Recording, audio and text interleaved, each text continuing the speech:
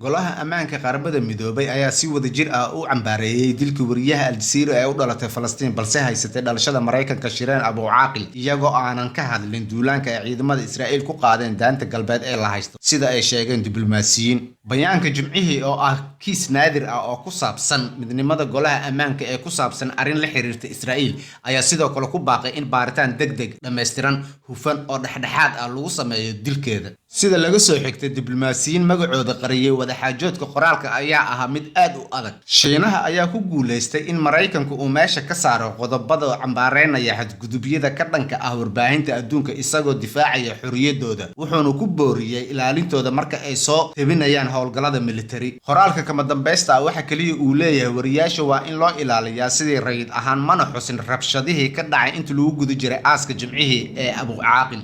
Ruushka ayaa sheegay in doonista Finland ee ku biirista NATO ay tahay tallaabo cadowtinimo oo hubaal ah khatarna ku ah ammaankeeda. Kremlinka ayaa sheegay Khamiistii inuu ka jawaabi doono laakiin wuxuu diiday inuu qeexo sida uu uga jawaabayo isagoo sheegay in tani ay ku xiran tahay sida ugu dhow ee NATO ay ugu soo dirto hantida militari 1300 kiiloomitir ee soodinta Finland iyo Ruushka. Wasaaradda arrimaha dibadda ee Ruushka ayaa sheegtay in Ruushku uu u baahan doono in uu qaado tallaabooyin argoosi ah oo isugu jira kuwo farsamo iyo kuwo kaleba si loo joojiyo khataraha amnigiisa qaran ee soo baxaya. Helsinki waa inay ogaataa mas'uuliyadda iyo cawaaqibka ka dhalan kara tallaabadan ayaa lagu yiri. Tallaabada Finland oo Sweden laga filayo inay ku dhaqaaqdo ayaa ka hortimid madaxweyne Vladimir Putin natiijada uu sheegay in soo galitaankiisa Ukraine loo qorsheeyay si looga hortago isballaarinta NATO ee xuduudaha Ruushka. Finland waxay ku biirtay tallaabooyinka saaxiibtinimo la'aanta ah ee Midowga Yurub u qaaday dalkeena. Tani kuma fashilmi karto inay kiciso qowmameenteena waxayna sabab u tahay jawaabaha isku midka ah dhinaceena afhayeenka Kremlinka Dmitry Peskov ayaa u sheegay saxafiyiinta.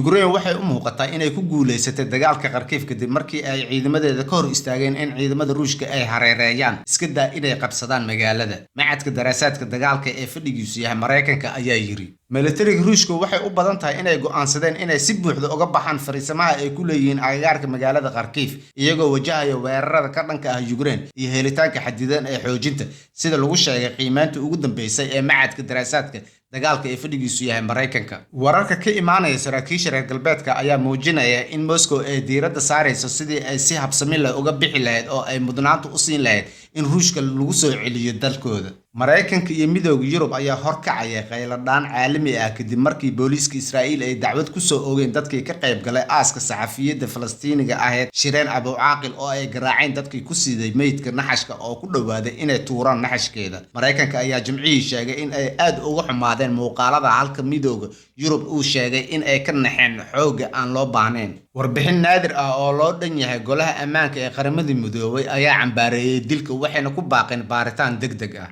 Xogayaha Qaramada Midoobay Antonio Guterres ayaa sidoo kale aad uga xumaaday rabshadaha sida uu sheegay afhayeen u hadlay. Kumanaan qof ayaa Jimcihii isugu soo baxay magaalada qadiimiga ee Qudus halkaas oo lagu aasay saxafiyad ruugcadaaga ah ee Al Jazeera 2 maalmood kadib markii lagu dilay weerar ay ciidamada Israa'iil ku qaadeen daanta galbeed ee la haysto. Muuqaalo laga sii daayay telefishinada ayaa muujinaya dad lugeynaya oo la tacaalaya sidii ay u joojin lahaayeen naxashkii Shireen Abu Caaqil oo dhulka ku dhacay iyo booliiska oo ku garaacaya budad dadka goobta jooga kana qaadaya calamada Falastiin ee dadka baroordiiqay siteen.